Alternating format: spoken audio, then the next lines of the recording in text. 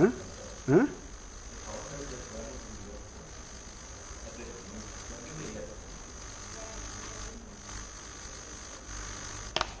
Yes, Vivek. Can I?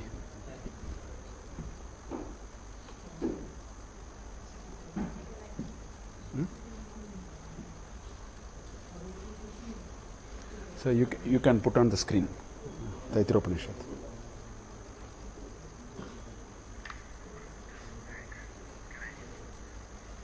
Oh, you are there. You can make it full screen.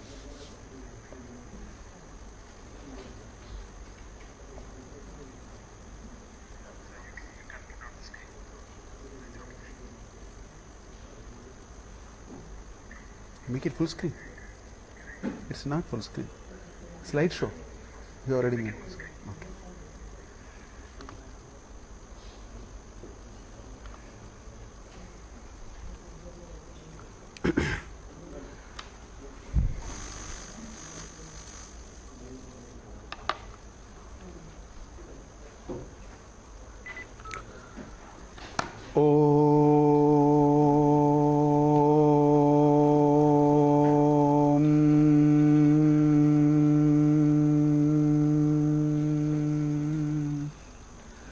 यस्मात् जातं जगत् सर्वं यस्मिन्नेव प्रलीयते येनेदं धार्यते चैव तस्मै ज्ञानात्मने नमः।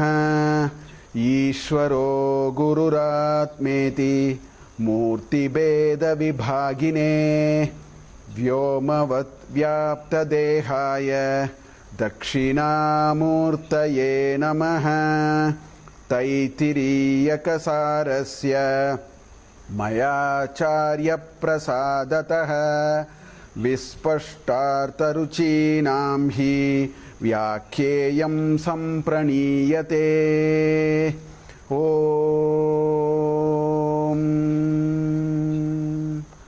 शन्नो मित्रशं वरुणः शन्नो भवत्वर्यमा शन्न इन्द्रो बृहस्पतिः शन्नो विष्णुरुक्रमः। नमो ब्रह्मणे नमस्ते वायो त्वमेव प्रत्यक्षं ब्रह्मासि त्वमेव प्रत्यक्षं ब्रह्म वदिष्यामि ऋतं वदिष्यामि सत्यं वदिष्यामि तन्मामवतु तद्वक्तारमवतु अवतु माम् अवतु वक्तारम्। ॐ शान्ति शान्ति शान्तिः। So we have completed 4 anuvakas last week. The 4th anuvaka was very interesting. It was a combination of prayer, japa and homa. And there was a good logic.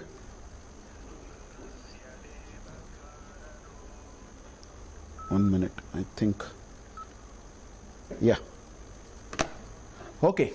So we completed 4th anuvaka last week, and in the 4th anuvaka it is a combination of japa and homa. But the theme was so interesting. The theme was a nice logic. It first said, give me medha shakti, because without medha nothing worthwhile is possible. So give me medha, that retention power, that power of comprehension. So that was the first part. Give me indriyas which are all good. Give me knowledge. That's the third. Then it said, now that I have knowledge, give me wealth. Tato shriyamavaha. Tataha, thereafter. So I have knowledge, so give me wealth, it will be put to good use. So that is the idea. Give me wealth, give me very good students, give me all the riches, I want to become famous.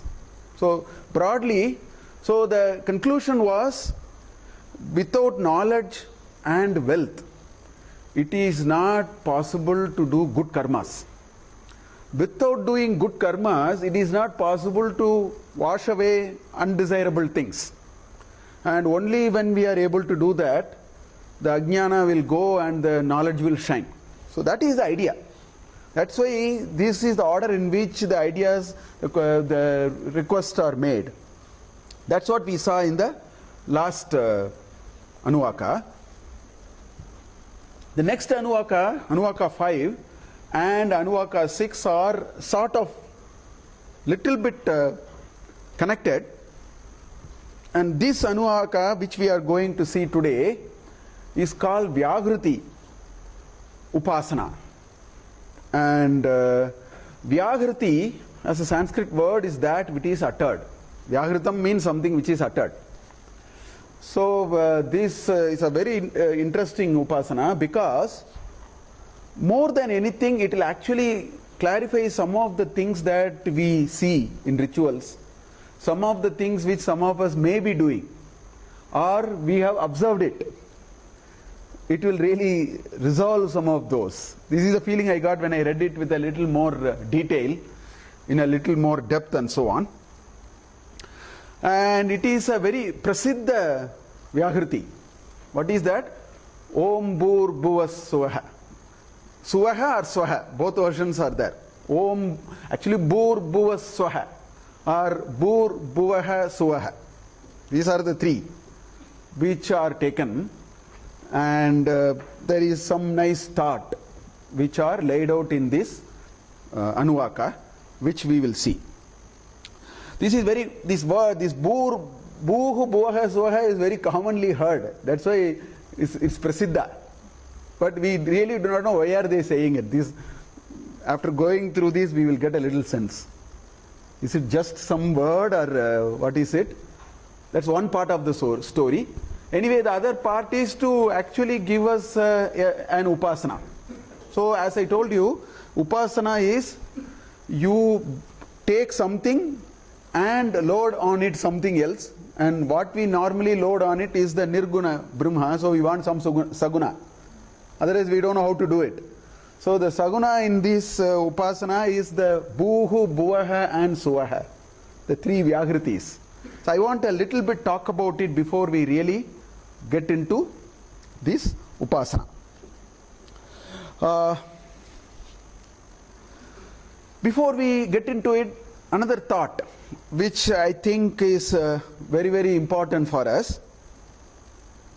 If you look at science in all its multifaceted manifestation, you know, chemistry, biology, neurology, management, whatever you want to call, science in its all its charm of its development, all the new things that is happening, will happen, continuously happening, take all of them, that entire universe of knowledge, which our Vedanta calls it as apara vidya. And Shankaracharya says apara vidya is avidya. And he has gone to that extent. Anyway, that let that be there. If you take this entire knowledge cannot answer why. I want you to think about this more seriously. It can never answer why. You may think I am trying to be too presumptuous in this statement. I will take a couple of examples. Right? I got fever today morning, let's say. Sudden headache or a fever, or somebody got a health condition, or something happened. Now, if you ask science, why did it happen?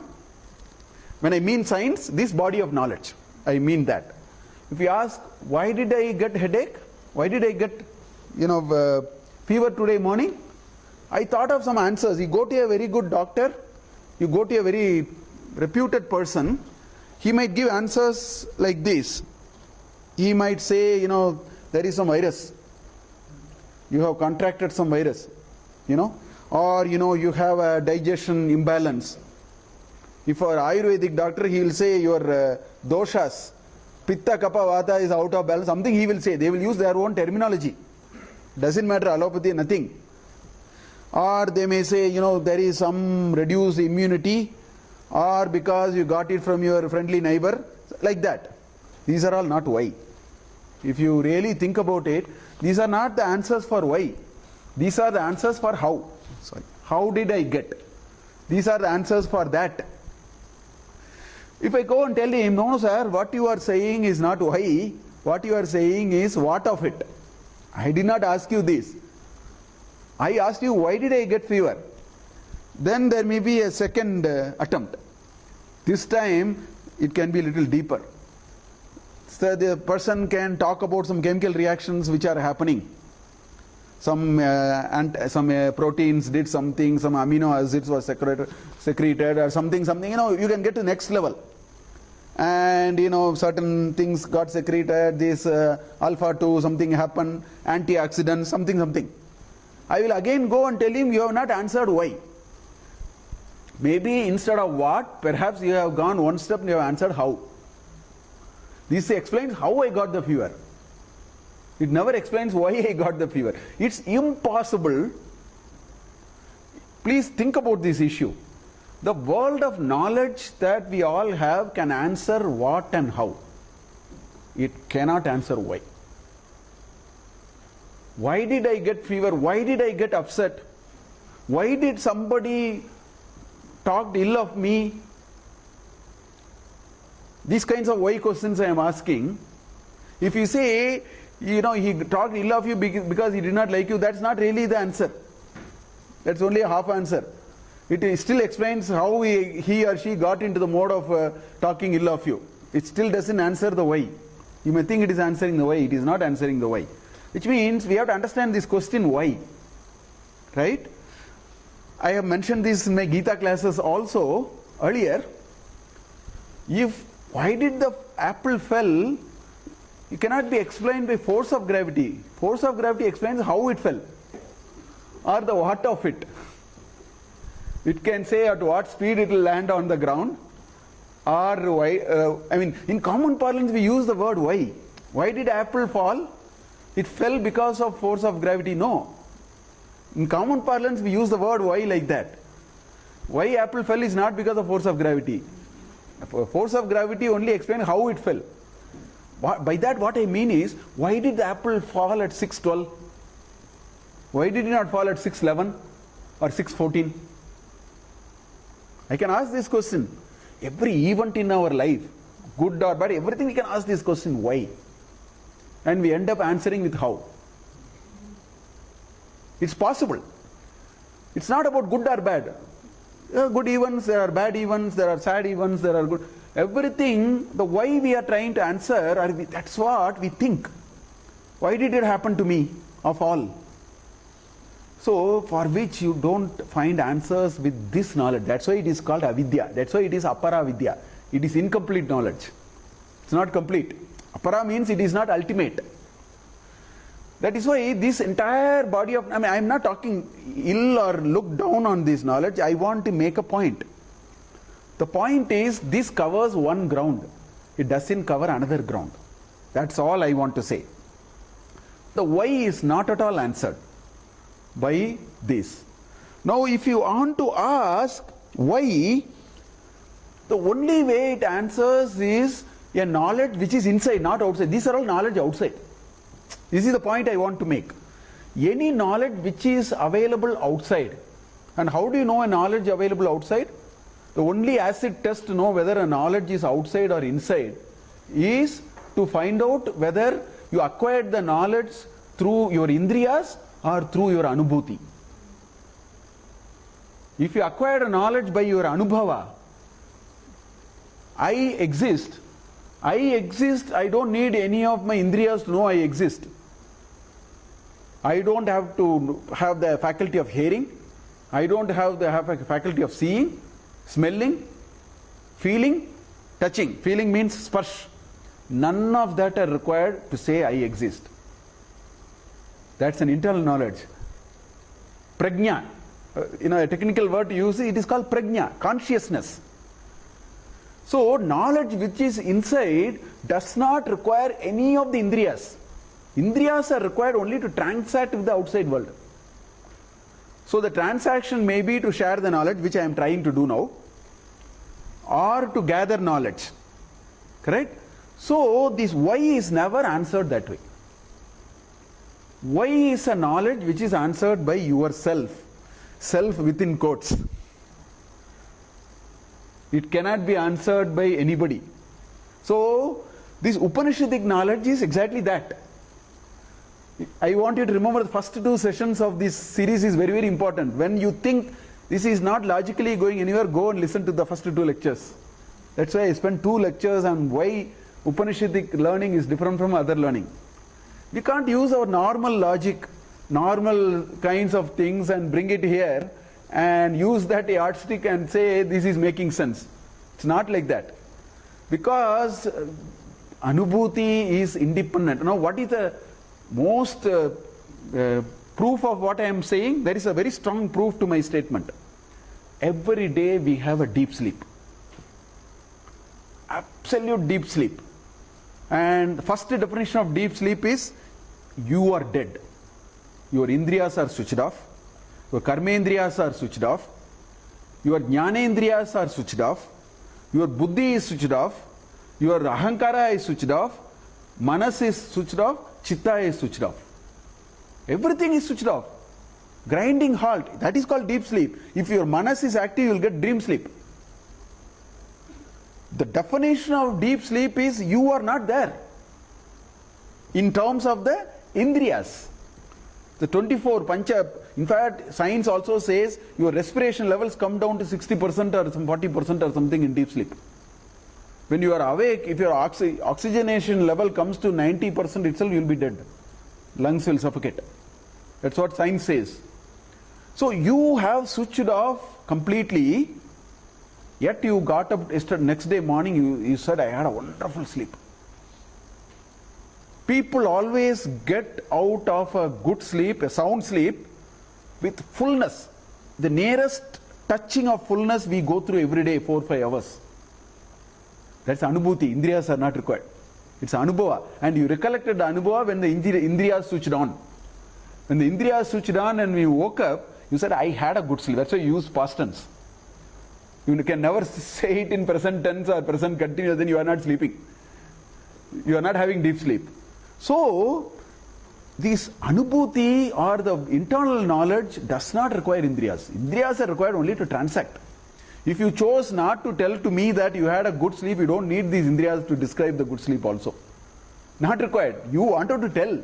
That is why the indriyas are required. You should map onto the brain. You have to recollect and say, oh, I had a good sleep yesterday. And so much of audacity you say, I had a good sleep. You are not there. Because we were not there. Still we were there. There is one I which is there, bereft of all these. Karmendriyas, jnanendriyas, buddhi, chitta, manas, ahankara, everything switched off. Still I existed and I collected anubhuti. That's why it's all nothing but bliss. Deep sleep is nothing but bliss. That is the subject matter of Upanishad, and that is why it is actually, so more and more we understand it, the why question is a much deeper question. And that is actually Paravidya. That is the ultimate Vidya. If we can understand why, meaning making in life, we will not waste time. We will take events in life and go. We will be in a very different plane. We will be on a highway of feelinglessness, which is what happens in deep sleep. There is no feeling. That's why it's all bliss. So that is what it is. So these upasanas that are prescribed in these Upanishads. So this first chapter of Taittiriya Upanishad, before it introduces this concept of Brahman, that Atma Vidya, it asks us to train. You can't go there straight away. So please train. That's why so many upasanas are coming. So today we are going to see one more upasana, which is called vyahritis upasana. So that's what we are going to see. It's all because it is all tending towards the why, not the how or what. If you want how or what, read science. Read latest technology, GK, general knowledge, all that you do, that is for what and how, not for why. But I think deeper questions are actually why. This is a much deeper question. Why did I exist? Why am I existing here? That you cannot explain with science. Why am I here? When will I go? And why am I going? All those cannot be even explained with science. They are all should map into our own anubhuti, then we become liberated. So that's the idea. Anyway, so today's upasana, as I told you, revolves around bhuhu, bhuvaha and suvaha. Now this word we have all heard any number of times. If you call a Purohit also, the moment he starts mantra, Om Bhur Bhuva Suvaha, that's how he'll start. You go to the temple, whatever he do, he'll start with Om Bhur Bhuva Suvaha. I don't know. We never thought about it. We got so habituated it, we don't know what it is. This upasana is going to tell us what it is. And that is why it starts by saying, I will take three words which you all know. Vedic time they say, fortunately we still, this word is so free, even if you don't know any Veda, this word everybody knows. Everybody says Om Bhur Bhuva Suvaha. So those three are taken. They are called vyahriti because vyahriti is that which is uttered. And in all rituals, bhuhu, bhuvaha, suvaha is uttered. So common. So the Upanishad, the Shruti, what it does, it says, I will take familiar things for you to try your mind. That's why first it said Samhita Upasana. Because Vedic time they were all the time into grammar and Sanskrit, and that's why it said Sandhi, Sandhanam, Puro Rupam, Uttara Rupam, all that it did. Maybe it didn't make too much sense to us because we are not in the thick of it. So again it is making a second attempt. It says, now let me use Bhuhu, Bhuvaha, Suvaha, which you seem to be very familiar. So let's take that and bring some bigger ideas and reflect on it, as we did in Samhita Upasana. That is the subject matter of this Vyahriti Upasana, which is the subject matter of 5, Anuvaka 5, which we are going to see. Now, as I told you, in all rituals, the Purohit starts with Om Bhur Bhuva Suvaha. Actually, there are 7 Vyahritis. There are 7. Om Bhuhu, Om Bhuvaha, Ogum Suvaha, Om Maha, Om Janaha, Om Tapaha, Ogum Satyam. So there are 7 Vyahritis. These are 7 lokas also. Another thing is, each Vyahriti is a loka. Bhuloka, Bhuvarloka, Suvarloka, Maharloka, Janaloka, Tapaloka, Satyaloka. Similarly, there are 7 lokas. Atala, Vitala, Sutala, Talatala, up to Patala. So our ancestors' conceptualization is, this plate that we have has 7 layers down, 7 layers up, so we are in that first layer of the upper one. The human beings are in the Bhuloka. Then Bhuvarloka, which is then Swargaloka, Suvarloka. Then Maha, Janaha, Tapaha, Satyam.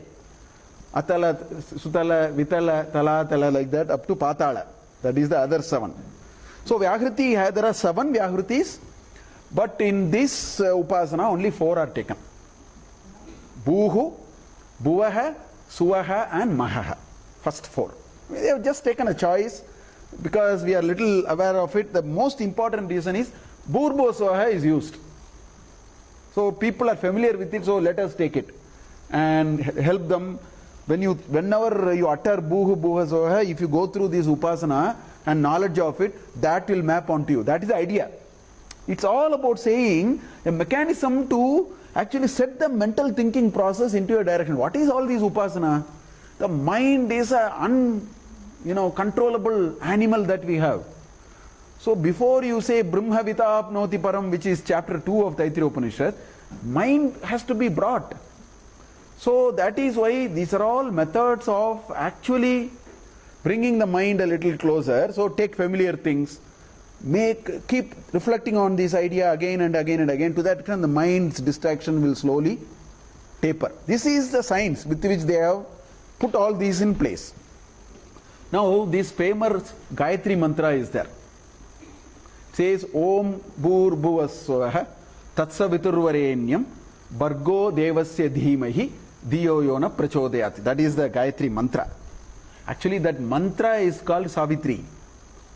Mantra is, although we say it is Gayatri mantra, actually the mantra's name is Savitri. The meter is called Gayatri.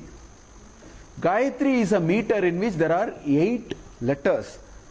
There are 3 padas, and each pada will have 8 letters. It is a special form of Anushtup Chandas. Vishnu Sahasranama, Mahabharata, Gita, most of the stotras are in Anushtup. Anushtup is 4 padas of 8 letters. 4 into 8, 32 aksharas. The special version of that is Gayatri meter, Chandas, Gayatri Chandas, which has 3 into 8, 24. Now here there is a problem here. Actually they have artificially inserted in this Gayatri mantra Bhurbhuva Swaha. Actually you have to remove Bhurbhuva Swaha. Om Ta It Sa Vi Tu Hu Savitur Va Ren Yam. That is actually Om Tat Sa Vi Tur Va Ren Yam. There are 8. I am not collecting it properly. Bar Go Di De Vas Ya Di Ma Hi. That's another 8. The second 8. Di Yo Yo Na Pra Cho Da Yat. Yat is actually, Ya and It are not separate. When there is Ardha Matra, it is part of one syllable. That's the way of counting. So actually, the Gayatri Mantra does not have Bhurbhuva Swaha. They have included it there. So it is 24 plus Bhurbhuva Swaha. There are another 4 which are artificially included in that. Why they do that is, this Bhurbhuva Swaha is very, very important. That is the point I am coming to. In the Gayatri Mantra, Om Tatsaviturvarenam Bhargo Deva say they cut it in between and inserted Bhurbhuva Swaha in between.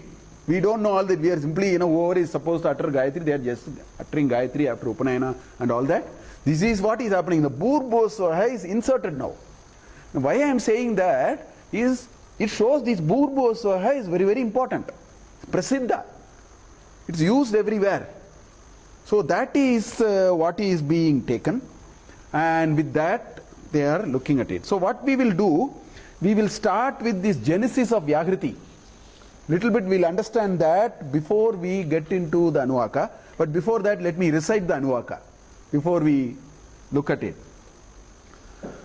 Bhurbhuva suvariti va yetas tisro vyahritayah tasamuhasmaitam chaturtim maha chamasya pravedayate maha iti tad brahma sa atma anganyanya devata aha bhuriti va ayam lokah bhuvarityantariksham suvarityasau lokah maha ityadityah Adityena vava sarve loka mahiyante bhuriti va agnihi bhuva iti vayuhu suvarityadityah maha iti chandrama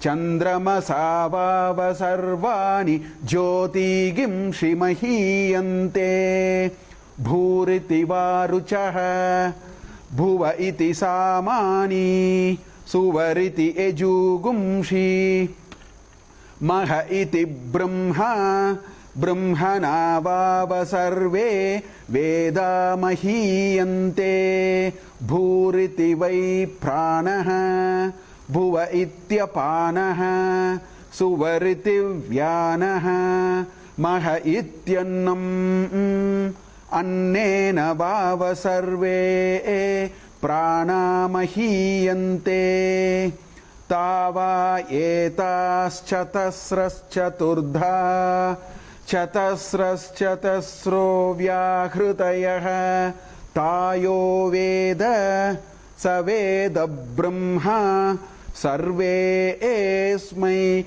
deva balimavahanti. So this is the anuvaka, where they have taken bhuhu, bhuvaha, suvaha, on which they have brought another 4th concept called maha, and they have kept 4 substratum, in which they have brought 4 different set of items, and they are reflecting on it as we saw in Samhita Upasana, very similar thing. Now let's understand this Vyahriti. Because Vyahriti is bhuhu, bhuvaha, suvaha has one meaning. As the first mantra says, it also means these worlds. Bhuloka, Borloka, Sorloka and all that. They are all explained in many places. So I will take Manusmriti. From there I will tell what he has. See, Manusmriti has 11 chapters. I think 12 chapters. 2785 slokas, which makes Manusmriti. In the first chapter, there are about 182 or 192 slokas. The first chapter, actually he describes how this universe was created. That's how it starts. So I have picked up, so I looked at this chapter, I found a couple of mantras which talked about how this bhuva and bhuva and all that came. And in the second chapter he talked about how the significance of these bhuva and suva, all these Manu is saying. So I will take those 2 shlokas, 4 shlokas, because let us not think bhuva suva is a fancy entity. There is a lot of Vedic meaning to it, there is a background to it. So I wanted to say that before why they chose this.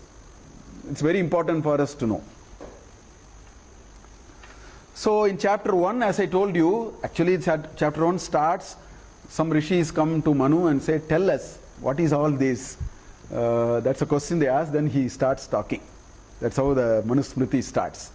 So the 12th shloka says, that, the previous shloka says a big egg, the Brahman, this Nirguna Brahman formed a huge anda, called sort of egg. That's what the previous shloka says. I skipped that shloka.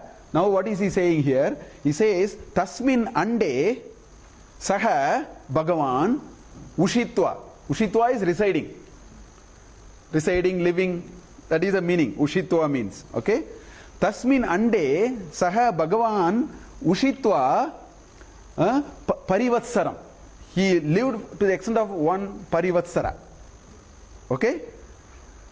Swayam, on his own, evam atmanaha dhyanat, in his own way he did deep contemplation, and out of that contemplation, dhyanat, tat andam, that egg, akaro dvida, he split it into 2.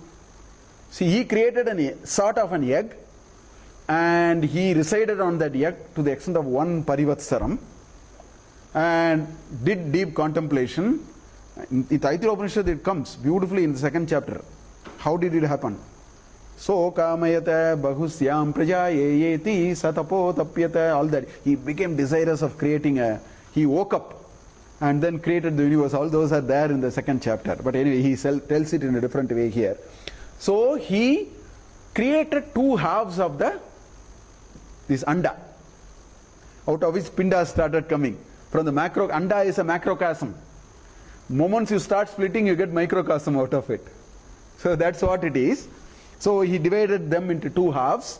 That's what shloka 12 says. Then in 13, shloka 13, he says, Tabhyam saha. Tabhyam is a duality, dvivachana. Out of those, shakalabhyam, in that 2 halves, 2 shakalas are there. Tabhyam shakalabhyam saha. What did he do? Divam cha bhumim cha nirmana. He created. In 1 half he created the earth. In the other half he created the heavens. So that's how he describes. It may be a very figurative way of describing, but these references are all coming there. Madhye, between the 2, he created the space. The greatest puzzling thing for science is they don't know how vast is this space. They have seen that far. They have seen so many thousand light years. And science, with all its limitation, can tell what it sees. So to the extent it sees, we are able to do our own experiment and so on. It's so vast. Milky Way, something, they are using words.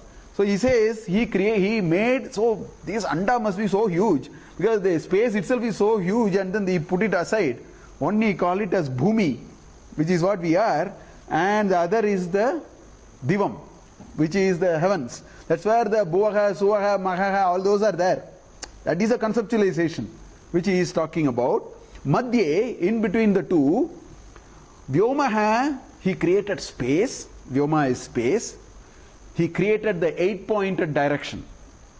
Direction is not 4 points. We had actually 10 point. Our reference was 10.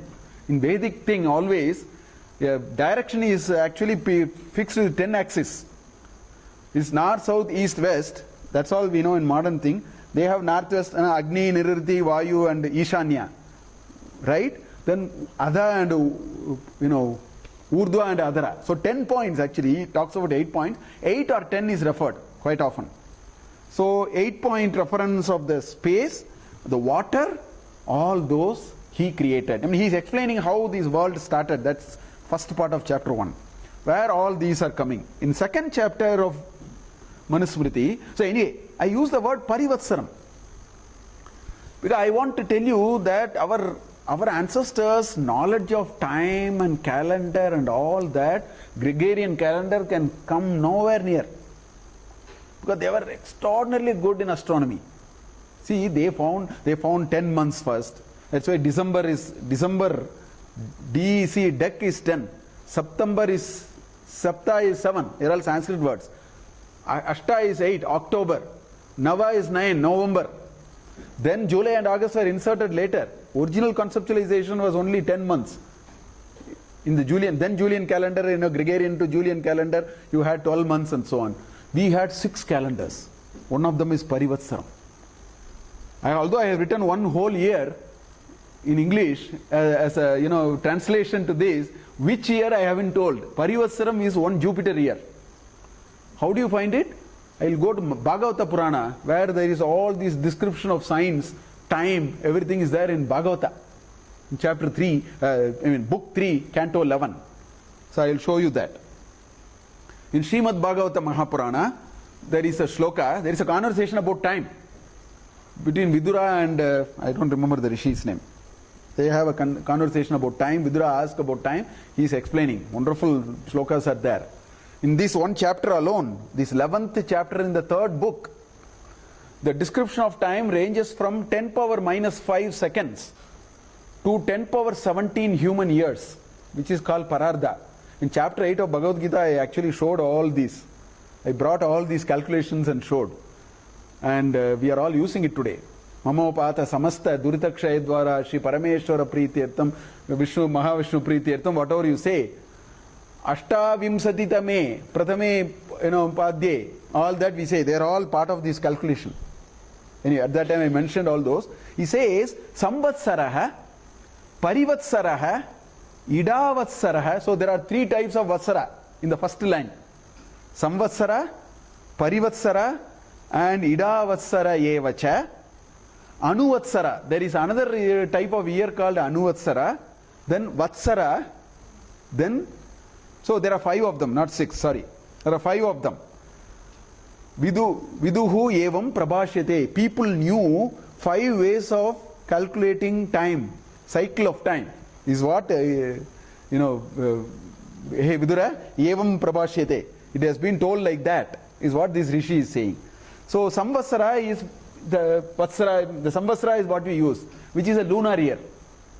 12, the time taken by the sun to go through the 12 zodiacs. Mesha, Rishabha, Mithuna, Kataka, Simha, Kanni, Tula, Vrishchika, Makara, Kumbha, Meena. The 12 zodiacs, the sun takes 365.25. That is what it is. It's called Samvatsara. Parivatsara is the time taken by Jupiter to go through all the 12 zodiacs. Jupiter spends little bit closer to 1 year. It's not exactly 1 year in one zodiac. It's, I think, a year and a few days more or something. A month more. Or I was thorough with all that. I have forgotten. My astrology and all is gone now. So I think it is a little more than a year. Year and less than a month. Close to 400 days, I think. 380, 390. So 12 zodiacs means about 12 years. That is called Parivatsaram. That's a word used in Manusmriti. Parivatsaram. Then you have what is called Idavatsara. This is called 12 months of uniform duration of 30 days. There was another system like that. If you take a Panchanga in this country, right, it doesn't matter which Panchanga you take. You take Rashtriya Panchanga, in Tamil Nadu itself we have 6 different types of Panchanga. I know in Karnataka itself there are 6-7 conventions. Today you go and see. It will say Kali Yuga is 4,26,000 years. We have actually consumed 5,113 years of Kali is over. The balance is still there. Now that 4,26,000 years, how did it come? It came with this 30 days month calculation. Idavasara. That is a calculation with that. Idavasara calculation. So we had a system of 30 days also. Then we have, of course, the lunar month. In most of India, they use lunar month only, which is Nakshatra, 27 days. Tithi, of course, they relate it to, the Amavasya, New Moon Day and so on. But this lunar month is different. This lunar month is, moon takes to go through the zodiac 27 days. Whereas the lunar month that we do is Tithi. That is close to the 30 days. You have Prathama, Dvitiya, and it comes up to Amavasya, then the new month starts and so on. So we have 5 different ways of actually a calendar. In that Parivasram is used. I wanted to just inform you of these rather than just pushing it aside and so on. Okay. So there are 2 more shlokas in chapter 2 of Manusmriti where he talks about all these, why is this Bhurbu Soha and Omkara and all those. Omkara I am going to talk, there is a separate nice Anuvaka and Omkara, so I am not going to talk much about Omkara, although I had occasion to talk. I am reserving all of them for that Anuvaka. We will take it in a little more detail. But what is he saying here? He says, Akaram cha api ukaram cha chapyukaram. In Sandhi it comes like that. Akaram chapyukaram cha makaram cha prajapatihi. So this Prajapati took Akara, Ukara and Makara. 3 letters he took. A, U and Ma. Okay? From where?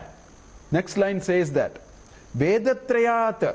From the 3 Vedas, he took Akara from Rigveda, Ukara from Samaveda and Makara from Yajurveda. He took one word from that and created not only the 3 letters put together called Om, he also created the vyahritis. Bhuhu, bhuva and suva. That's what it says. Vedatrayat niradahut aduhat, milching. Duhat is, dokhna is, milching. Na? So milching in the sense he extracted, basically. Niraduhat. And then what did he do? Bhuhu, bhuva, suva, iti cha. So Akara is for Bhu. So there is a one-to-one mapping here. So this is how these 3 vyahritis are coming. They are intimately connected to Omkara and they are all connected to the Veda. This is how there are so many references. There is Vishnu Smriti, the same shloka is there. In chapter 51, 11th and 10th shloka, same shloka. I have taken Manusmriti and from which I am telling. Then what does he say in the second shloka? Tribhyaha evatu vedebhyaha. So from the 3 Vedas, Padam aduduhat. So he extracted one. Basically Prajapati said, how do I summarize the entire Veda into something concise? This is the journey in which he went. So he took one pada. That is even condensed. He took one letter. This is a pada now. Padam aduduhat.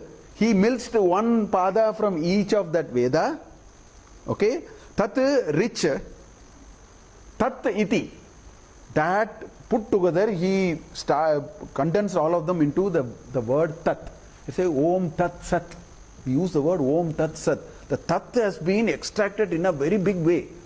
It's a lot of thought and all that. You say let us take a symbol which should remind us. We should remind us of all these great wisdom behind us. That's why we are using the word Om Tat Sat. Without knowing, we are simply using.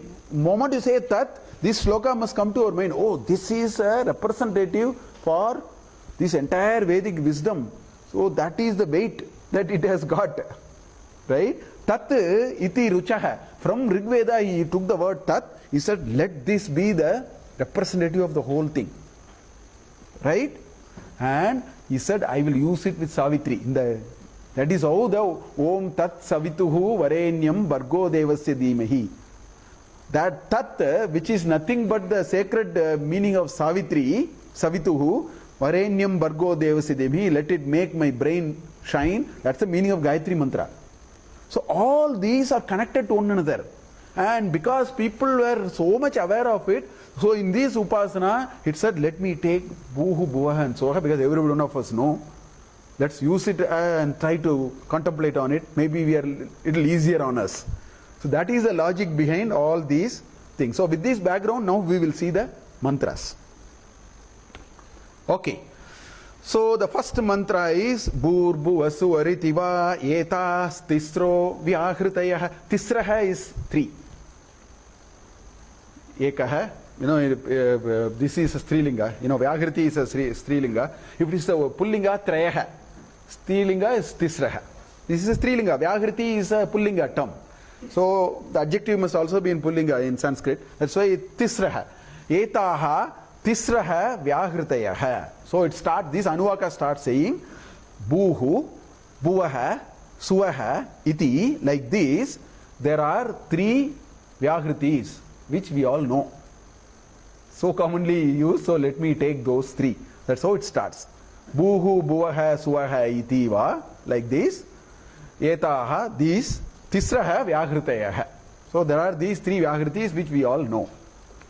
Tasam, okay, amongst them or apart from them, tasam, it's a complex sandhi there.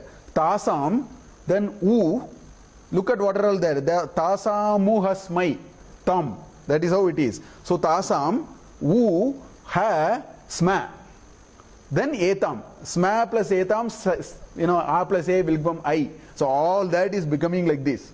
So there are 3 words there. Who, right? U, ha and sma. See these words sma.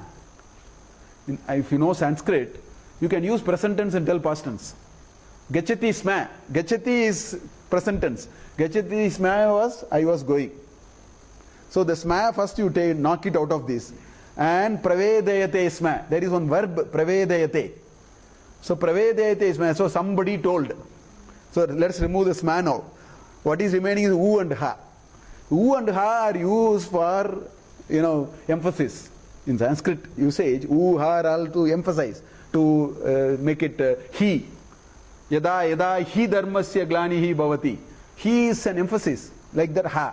Ha, he are all indeclinable. U, these are all used to emphasize, make it even stronger. You want to give more force. So tasam, who, u, ha, remove the smai there, chaturtim. So there is the 4th now. I have told you 3 which we all know. Bhuhu, bhuvaha, suvaha we all know. But maha we don't know because it's not used by the priest in any of the rituals. So maha people don't know unless you were initiated and do something, sandhya, something you do, only you know. Otherwise maha people don't know. That's why he says these 3 are popular. Bhuhu, bhuvaha, suvaha. Now there is a 4th called maha. Tasam humasmai tam chaturtim. And maha chamasyaha pravedayate. There is a character by name maha chamasyaha. Akaranta pullinga, Ramaha. Visarga is for the first case. So there is a person by name maha chamasyaha. So question is, who is this maha chamasya? Now, Dasharathasya putraha Dasharati. Right? Drupatasya pautri Draupadi. So this Mahachamasya is the son of Mahachamas. Mahachamasya putraha Mahachamasya. So we have got one step back now. Just like Drupatasya putri Draupadi, Mahachamas, there is a person by name Mahachamas. His son is Mahachamas. So we have got one step back. So Gosi, who is this Mahachamas? See, Chamas is Chamaj, spoon. That word has come only from Sanskrit. Hindi word has come from Sanskrit. Chamas is a spoon or a ladle. Scoop, sort of. It's Mahachamas. So big ladle. In other words, today what we would have said, this person who has that iPhone 5C, or whatever, he says, he's that fellow with that big tablet. He has that, you remember that person who had this Galaxy Notes which is big. So in Vedic time, the chamas is used for vasordhara. In the yajna, finally, somarasa. Somarasa is to be offered finally in the Purnahuti. So this person had the biggest chamas. So he got the title. See, all the title like that. Vajpayee. Vajpayee is one who did Vajpayee Yoga. It's one of the Soma Yajnas. There are 7 Soma Yajnas. One of them is called Vajpayeya. So if I have done a Vajpayeya Yajna, I will be given a title Vajpayee. Vajpayee. Today Vajpayee is a surname. If I am supposed to know my Veda, nobody will give me a title if I am Yajurvedi. If I know Yajurvedi, I cannot ask for a title. Moment I mastered, let's say, Samaveda, you had to give me a title Dvivedi. Because now I know 2 Vedas. If I learnt Rig Veda, tell me Trivedi. Today these are all become surnames. So today this may be a surname somewhere in some tribal, I do not know. So Mahachamas, a rishi. So it's the name of a rishi. There is a rishi called Maha Chamasya. He actually found a fourth. That's what it is saying. So I have to come this far to explain this. Maha Chamasya Pravedayate. Pravedayate sma. The sma will come here. So it is past tense. This person by name Maha Chamasya, he actually found a fourth. In fact, all mantras are found. Rishis are mantra drishtaras. Now today people don't understand this idea. It looks fancy. It looks weird. I will tell you, Newton found the force of gravity. He is a rishi. He is a drishtara of the mantra called law of gravity. If you understand that, you have to understand this also. Because the apple was falling all the time, you and I did not see. Or you and I meaning our ancestors who were living by the side of Newton did not see it. Newton saw it. So literally saw it. So all Vedic mantras are seen by somebody, means they made sense. That's the meaning of it. All mantras are, rishis are mantra drishtaraha. So people think it looks like a very weird term for them. What is he seeing? So the only way to explain is, I will use the same terminology and say that Einstein actually is the rishi who is the drishtara of the mantra called, mass energy equivalence. These are all mantras in some ways. So if you are able to understand that line of thinking, then you will understand this. So this person, in fact, the mantra drishtara for Gayatri is actually Vishwamitra. He found means he made sense. Like Newton made sense. When the apple fell, nobody made sense. Newton made sense and created the connection and explained it. Same way. So Maha Chamasya is the person who actually found this fourth entity. In other words, it's like saying somebody found, Mars today. So he found Maharloka, perhaps. That may be the meaning. Vyahritis are also physical entities. So he Mahayiti. So Mahayiti Mahachamasya Pravedayate Sma. If I do it in a prose order, what it is saying. So what is the Shruti so far saying? There are three which are very popular. We all know. Bhuhu, bhuva, suva. Now there is another rishi who came, who is called Maha Chamasya. He came, he found Mahayiti. Chaturtim, that is the fourth. Now he characterized what it is. He said, Tad Brahma. He said, that is that Nirguna Brahman. He saw a connection between that and the Brahman. So he said, Tad Brahma. Right? And then he wanted to explain it a little. This is a very deep idea. I think I need a little more time to describe all these because they are deep ideas. Now he says, Tad Brahma. So the Rishi said, there is something called Maha. Bhuhu Bhuvaha Swaha, there is something called Maha, which is nothing but Brahma. And he says, Sa Atma. He is the embodied soul or the self. Saha Atma. That is the Atma. Angani Anya Devataha. Anganyanya Devataha is the last mantra in this slide. Anganyanya Devataha. Angani Anyaha Devataha. So he said, this Maha, which I have found, Maha, that is Brahman, and the Brahman is the self. All the other gods are its Anga. So this much he actually said. Now these are profound, it's a very deep idea which we can contemplate on, provided we understand what is these Angas that he is talking about. So now we will talk about it. So before that, the word Atma also comes from the Sanskrit root called Apulr. See, the Sanskrit, it's a beautiful science. This Panini is a master science. The Lr, you see there is a Apulr. You think it is very weird. You know why he puts Lr? It ends with R.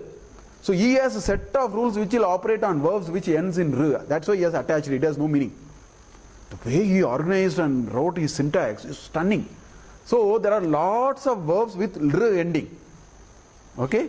There are verbs which ends with dwai, doing company. Bu company, doing company. Ui, if it ends with ui, there is some meaning for it. So these are all tags attached. Basically it is op. The R is for some mathematical operation, for syntax to operate for his compact rules. Forget about R. It comes from a Sanskrit root called op. Op means opnoti. It's available everywhere. That's why it's called Atma. So he is available everywhere. So he is actually talking about a deep concept. And he said, he is the self, saha atma, angani anya devataha. All other devatas are its angas. Now let us try to understand this issue a little bit. So what is he saying? He is saying maha is the angi, and bhuhu, boha, soha are anga. So I am introducing a concept angi and anga. Now angi and anga may be difficult for you, but there is something very easy which we will use that, and then we will understand it, because this is just a terminology. See, there is something called deha and dehi. Where did we find? In Bhagavad Gita chapter 2 we found this. Vasamsi jirnani yata vihaya navani grannati naroparani tata vihaya jirnani anyani samyati navani dehi. There is one shloka like that. There is a word dehi. What he says in that, Krishna says, this is deha. This is deha, which we know. There is somebody who is sitting in, he is called dehi. Without him this deha has no meaning. Moment he goes out, you have to consign it to the flames or you have to bury it, depending upon what is your practice. So there is a deha and there is a dehi. So in that mantra, vasamsi jirnani yata vihaya, what is Krishna saying? The shirt is torn, it is jirna, jirnani vastrani vihaya, throw it, navani grannati, you wear a new shirt. In the same way, dehi, the person who is sitting inside, dehi, when he thinks this body is of no use for me, he'll simply go.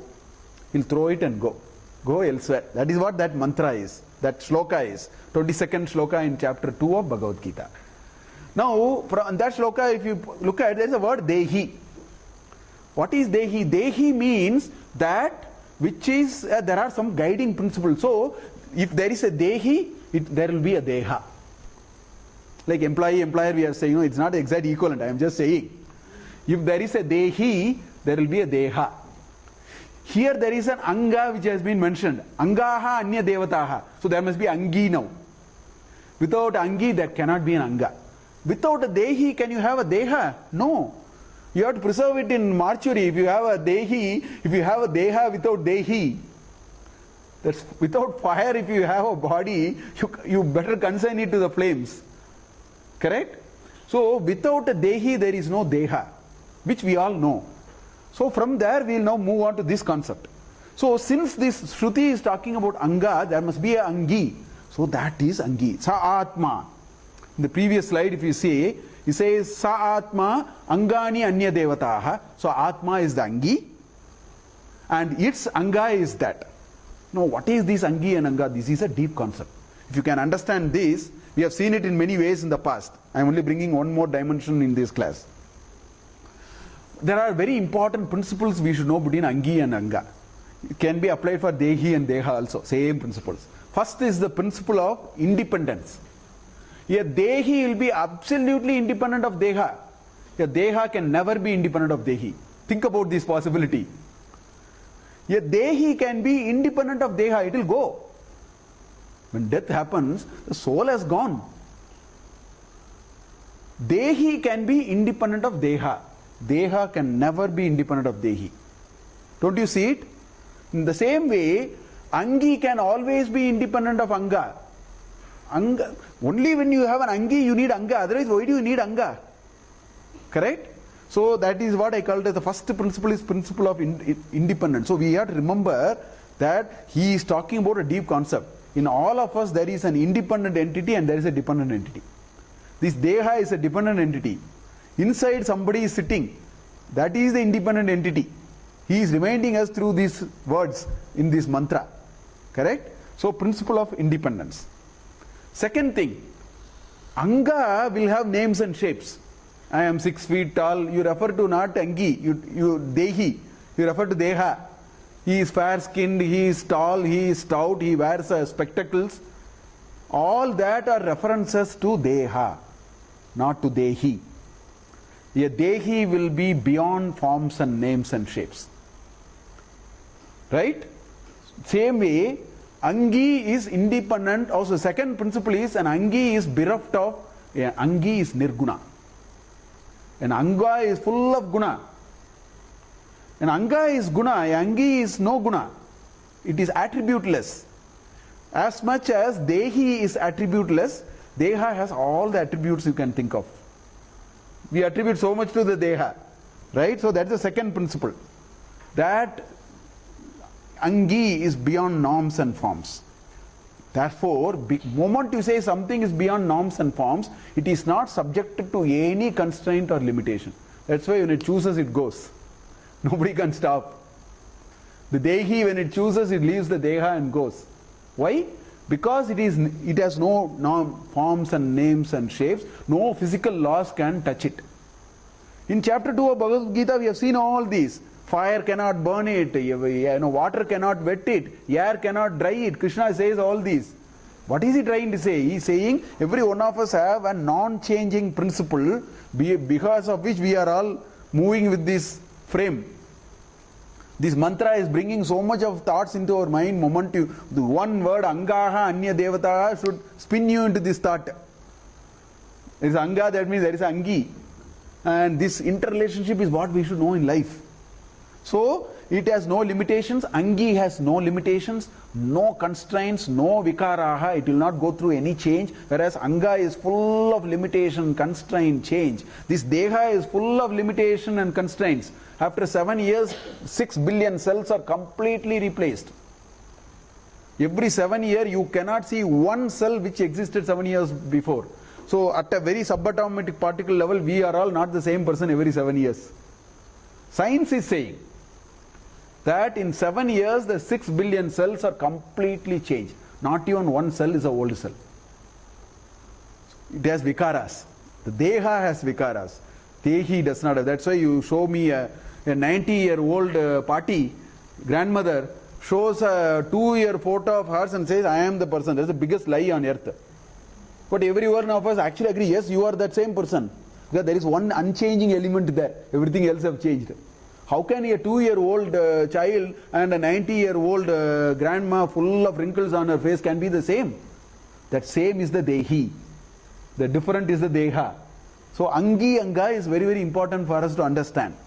It's a very important thing to know. Last and the most important is cause versus effect.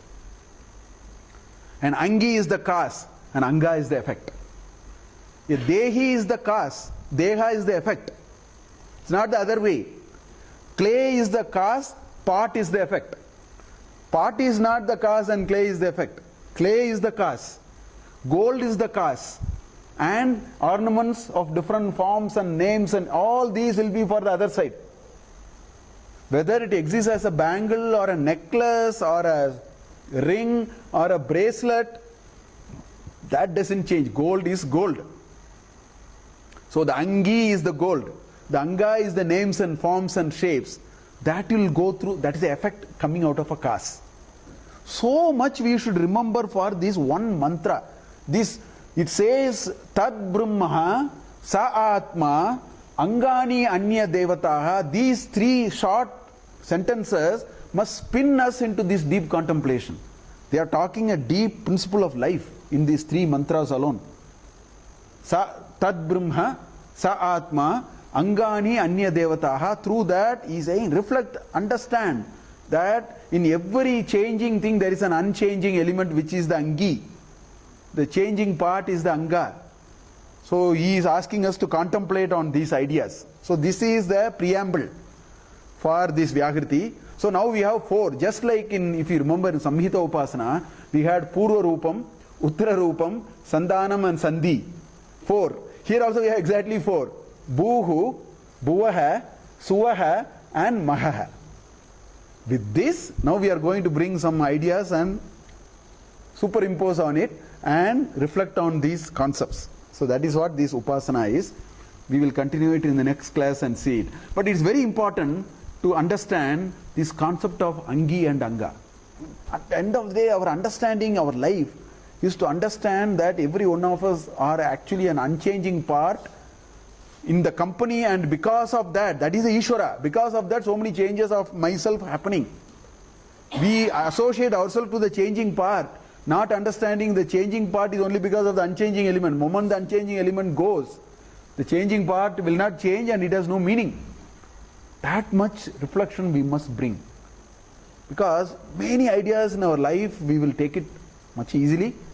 We will be able to face reality because we want to see something deeper now. We don't want to settle with what we see at the front end. This change and changelessness ideas must be with us all the time. That will give us courage to face things in life. That also I think we can take from this mantra, from these three mantras. We'll continue in the next class. Thank you.